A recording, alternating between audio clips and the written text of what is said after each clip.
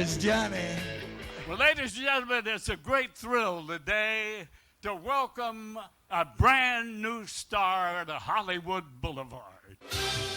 Entertainer, producer, master of ceremonies, the go-to man to get things done in Hollywood. Johnny is a familiar sight to millions around the world. As chairman of the Walk of Fame, he has emceed well over 600 star ceremonies and still counting. Ladies and gentlemen, we proudly welcome to the Hollywood Walk of Fame Miss Drew Barrymore, Kevin Costner, Billy Joel, and then Bennett right there. Britney Spears. Without question, Johnny is a passionate supporter of Hollywood, and he's been the honorary mayor since 1980. But he's also a strong supporter of the men and women of our armed forces. In 1942, he enlisted in the Army Air Corps at the age of 19 and hosted a radio program called Strictly GI. And after the war, as Hollywood's Goodwill Ambassador, Johnny made 57 USO tours overseas to entertain our troops. I got a call from the Hollywood Overseas Committee or the Coordinating Council, and they wanted to know if I'd like to go to Korea. So our first overseas trip out to the Far East was in 1951, and we ended up making 14 trips over to Korea. This big sergeant yelled, he says, "Hey," he says, "what's wrong with those nails?" And the PFC says, "They put the point on the wrong end." And the sergeant says, no, they're for the other side of the building. Johnny eventually rose through the ranks to become a major general in the California State Military Reserve.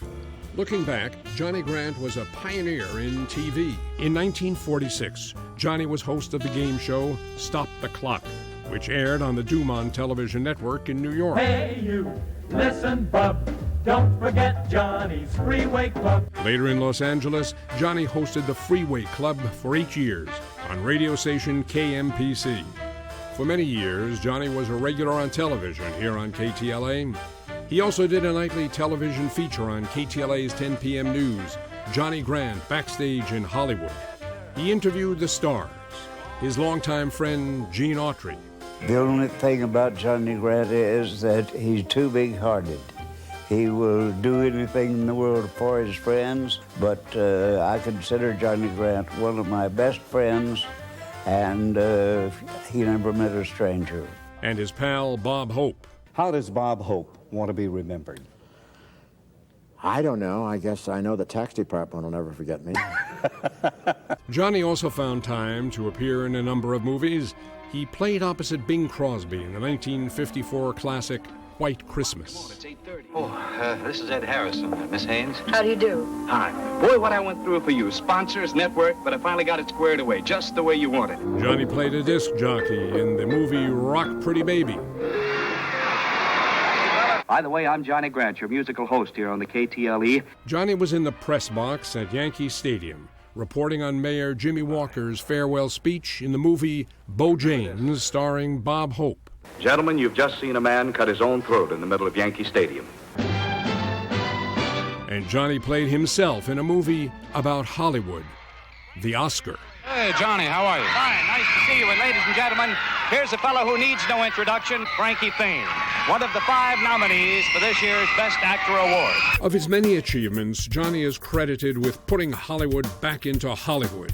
He's the major force behind the revitalization of the most famous city in the world. And for more than 25 years, he personally produced the Hollywood Christmas Parade. Hello, everybody. I am Johnny Grant, and Merry Christmas from Hollywood. All told, Johnny has produced and hosted thousands of special events, including the Welcome Home Desert Storm Parade in May of 1991. It's believed to be the largest single-day event in Los Angeles history. There's 1.5 million people out there. And we thought maybe 1.2 to 1.3, but 1.5 million.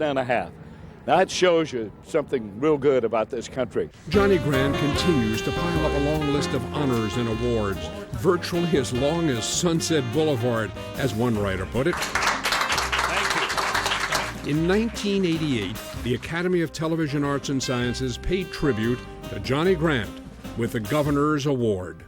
Johnny received his own star on the Hollywood Walk of Fame in 1980, located in front of the Chinese Theater. Then in 2002, Johnny was honored with a second star. This one is located at the entrance to the Kodak Theater. Tinseltown is a subsidiary where the entertainment magic is produced. And I am very pleased that the citizens of Hollywood, the citizens of this community, have allowed me to be a part of it. At the same time, a new street off Highland that leads into the Kodak Theater was dedicated as Johnny Grant Way. Johnny still takes an active role in Hollywood events. Most recently, he emceed a special program on KTLA celebrating the station's 60th anniversary, honoring KTLA with a star on the Walk of Fame. Some have called Johnny Grant the last of the truly great Hollywood showmen, but we know Johnny as the star that keeps Hollywood shining. Oh, Johnny, how you can love. I want to thank the mayor of Hollywood, Johnny Grant, for his great invitation. This man here is the greatest mayor of this country, let me tell you. He rules Hollywood with an iron fist. In fact, in Tokyo, I'm known as the poor man's Johnny Grant.